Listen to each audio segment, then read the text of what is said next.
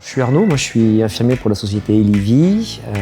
Aujourd'hui on va parler de la ventilation et notamment l'initiation, l'instauration de la ventilation d'un patient ventilé. Je viens à la demande du docteur Lapierre vous installer une machine pour vous aider à respirer la nuit. Quand nous, prestataires de santé, on intervient à l'hôpital, ce sont souvent des patients qui sont plutôt stables. Donc c'est-à-dire qu'on a quand même le temps de prendre en charge le patient. C'est d'ailleurs aussi l'intérêt qu'a le prescripteur à passer par nous, Elivi, c'est qu'on prenne le temps avec ce patient au chevet de bien lui expliquer l'intérêt de la mise en place. Est-ce que vous avez un petit peu compris la raison de cette machine-là ? Oui, d'après les analyses, j'aurais une mauvaise qualité de respiration qui fait que je perds en qualité de sommeil. Et voilà. C'est ça. Vraiment décomposer toutes les étapes pour que le patient soit autonome à terme de cette installation, mais surtout soit adapté et observant. C'est une machine finalement qui va vous aider à respirer, qui va vous aider à mieux respirer et surtout pendant la nuit. L'idée c'est que vous vous sentiez bien, vous sentiez mieux, que vous aviez à bien dormir et que vous soyez en forme après le reste de votre journée. Et c'est des objectifs qu'on va fixer avec le patient, mais c'est surtout aussi avec le prescripteur finalement.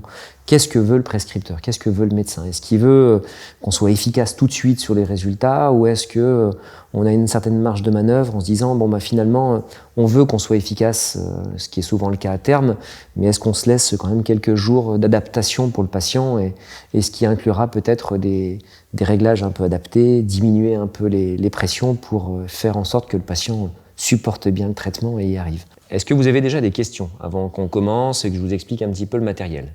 Oui, vous dites toute la nuit, donc je vais garder le truc sur le nez toute la nuit ? C'est ça. En fait, vous allez avoir une machine qui va vous envoyer de l'air par le biais d'un tuyau, avec un masque qui va être accroché finalement sur votre visage. Et cette machine, avec ce masque, on va essayer dans un premier temps de le garder le maximum de temps pendant la nuit. D'accord ? Pour qu'au final, après, d'ici quelques jours, vous arriviez à le garder toute votre nuit de sommeil. La réussite, finalement, c'est de réussir à avoir un maximum d'informations sur le patient pour qu'on puisse, prévoir un petit peu les difficultés que pourrait rencontrer le patient. Il ne va pas bouger, il ne risque pas de tomber. Je vais vous aider un petit peu à adapter le masque. Au début, il faudra un peu de temps. Il y a un petit jeu de séduction avec le masque les premiers moments. Mais après, vous verrez que naturellement, vous allez vous y faire et réussir à bien garder le masque. Et normalement, s'il est bien réglé, il ne va pas tomber pendant la nuit. Il y a le choix de l'interface, le choix du masque, faire en sorte qu'on soit le plus... Des fois, une taille va interagir sur le confort du patient, mais après, il y a toutes les notions d'humidification. Le fait que l'air passe par une turbine, passe par une machine, par des filtres, ça assèche quand même pas mal l'air et on a souvent besoin de rajouter un humidificateur pour nos patients. Donc du coup, ce que je vais faire, c'est, avant de vous montrer un peu la machine, moi j'ai besoin de m'assurer que les réglages qu'on va vous mettre, qui ont été mis sur la machine, à la demande du médecin, soient bons. Et pour ça, le meilleur outil que j'ai, c'est cet appareil qui est derrière moi, qui permettra finalement de pouvoir apprécier les réglages de la machine.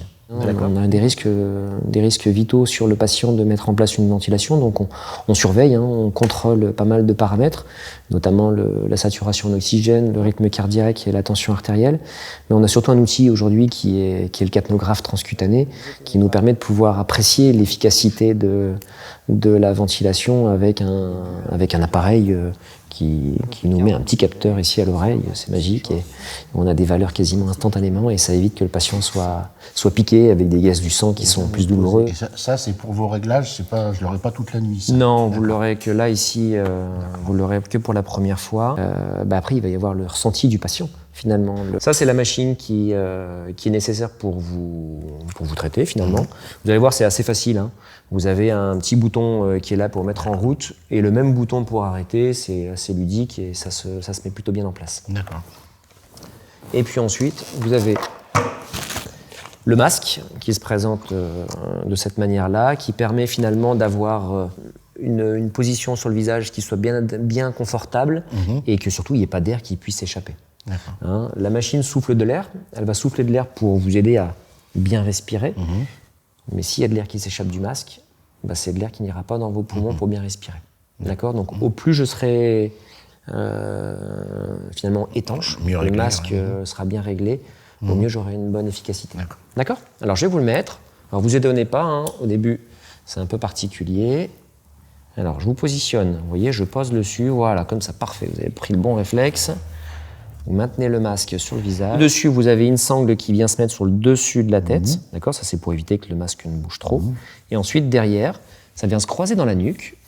Je viens le glisser, de telle sorte à ce qu'il n'y ait pas de pli au niveau du harnais. Et je viens croiser, hop, derrière. Je passe sous les oreilles. Et là, je viens m'adapter. Alors, vous verrez au début, souvent c'est un peu comme des lunettes. Il y a des gens qui le mettent plus ou moins haut, plus ou moins bas, plus ou moins serré. Ça, on verra un petit peu ce qui est le plus adapté. Donc, je vais régler un petit peu. Il faut que le masque soit suffisamment tendu, suffisamment ajusté, mais pas trop. D'accord? Donc là, il est bien réglé. Et je vais surtout pouvoir... Alors, on va libérer un petit peu pour faciliter l'adaptation. Et puis... Hop, je vais pouvoir mettre en route la machine. Le patient, est-ce qu'il est bien synchronisé avec la machine? Est-ce que finalement les réglages sont adaptés à sa pathologie? Alors, vous voyez, il y a quelques petites particularités. La machine, quand elle souffle, elle va souffler de deux manières un petit peu. La première, elle va vous aider à bien respirer. Ce qui est un peu le principe finalement de la machine, c'est vraiment de pouvoir vous aider à bien respirer pour justement faire en sorte que vous soyez bien traité et bien corrigé pendant votre nuit de sommeil. Il y en a une deuxième, quand vous allez expirer. Cette expiration, vous sentez qu'il y a encore une petite pression qui persiste. Celle-ci, elle est là pour, entre autres, corriger les éventuelles apnées que vous auriez qui persisteraient pendant la nuit. Sur papier, on a envie de mettre certains réglages qui seraient adaptés à son gabarit, à sa pathologie. Mais des fois, on se rend compte que ça ne marche pas. Alors là, je vois directement sur l'écran, par rapport au réglage que m'a donné le médecin, je vois que vous avez un volume, finalement, de l'air qui est mobilisé dans votre poumon, qui est un petit peu plus important que celui que vous devriez avoir par rapport à votre gabarit. Est-ce que vous sentez que vous faites un effort? Donc on est obligé de modifier, et on va modifier sur des réglages. L'inspire, ça va durer plus longtemps. Vous voudriez que l'inspiration, elle dure plus longtemps? C'est-à-dire que vous avez l'impression que finalement, quand vous inspirez, vous êtes un peu bloqué, vous êtes un peu coupé? On se rend vite compte en ventilation que finalement, chaque réglage sont imbriqués les uns dans les autres et dérégler un certain paramètre va venir peut-être altérer d'autres paramètres. Donc c'est une veille finalement, mais qui est vraiment surtout importante sur l'installation. Je pense que dès le moment où on a réussi à bien prendre le temps, et c'est là l'importance du prestataire, c'est de réussir à bien prendre l'importance sur l'installation pour ensuite faire en sorte que le patient soit bien adapté et qu'on ait moins de choses à régler à domicile. Est-ce que ça va? Ce qui est important finalement, c'est de s'assurer que le patient supporte bien le traitement. Déjà, je l'entends au bruit, déjà j'entends déjà que la machine souffle moins fort, donc vous aussi. Et là, je me retrouve avec un volume qui est un volume, c'est-à-dire le volume que vous mobilisez pour respirer, qui est plus en lien avec votre gabarit, avec votre taille. Alors j'en profite pour regarder en même temps ici à côté. Et je vois que j'ai des valeurs qui sont en lien, qui tout doucement vont s'améliorer. Quand un patient va nous expliquer, en tout cas sa problématique, c'est souvent compliqué de comprendre d'un premier lieu son problème. Donc la reformulation, de poser plusieurs fois la même question, des fois dans une façon un peu différente, nous permet un peu de nous éclairer sur la problématique. Donc oui, la plupart du temps, ça va être des asynchronismes potentiellement sur des réglages de sensibilité, sur des pressions qui soufflent un peu trop fort. Donc finalement, c'est de veiller à comment, par notre questionnement, comment on va réussir à trouver la problématique fait que notre patient n'arrive pas à supporter le traitement. Est-ce que ça va là? Non, un peu fort. Ah, attendez, je vais vous l'arrêter. Donc je vais vous arrêter la machine. Puis vous allez pouvoir me dire un petit peu ce qui ne va pas. Je vous écoute. C'est un peu fort sur l'inspire. Alors, c'est-à-dire quand vous avalez de l'air ou quand vous soufflez?